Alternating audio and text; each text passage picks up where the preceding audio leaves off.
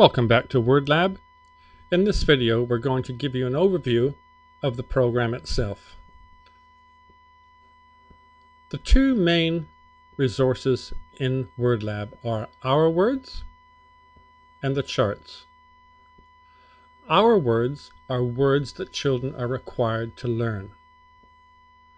These are words that are taken from the essential lists, they're words of high utility, and generally words that children need to know at the various levels. In the higher levels, there are often tricky words in these, words that are very difficult to spell that children need to know.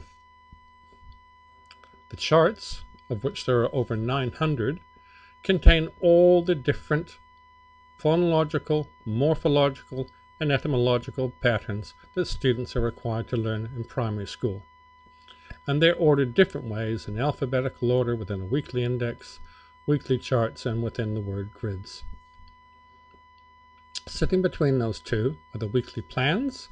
So the weekly plans are pre-written plans so that teachers don't have to write their own plans for the week. It's already done for the whole year.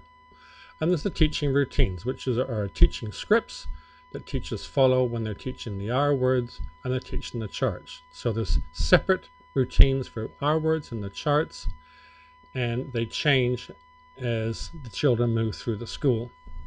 Sitting above that are the assessment activities. So that's the Friday activities, and we suggest one Friday is informal testing, informal assessment activities, and the second Friday is more formal assessment. Then there are the word lists to be assessed. So these are simply the lists of words that children are required to learn, where you can keep track of who knows what, and progress graphs, so you can keep a very close eye on the phonic knowledge of children in years 1 to 3. Sitting beneath that are chants that children can use, or the whole class can use, to learn to spell words, fun activities.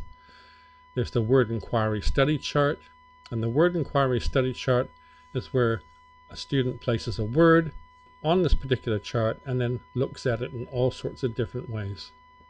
And the sorting words, which is a very powerful activity where children classify words according to various criteria. In the reference folders, we deal with composite classes, high achieving pupils, not just in years 1 and 2, but right the way through the school, and then the lower achieving pupils.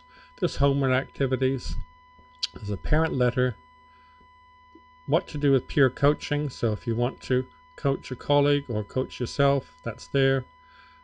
Spelling syllabus, and the spelling syllabus is a 29-page document that is basically a school scheme. It's a plan for your whole school for spelling.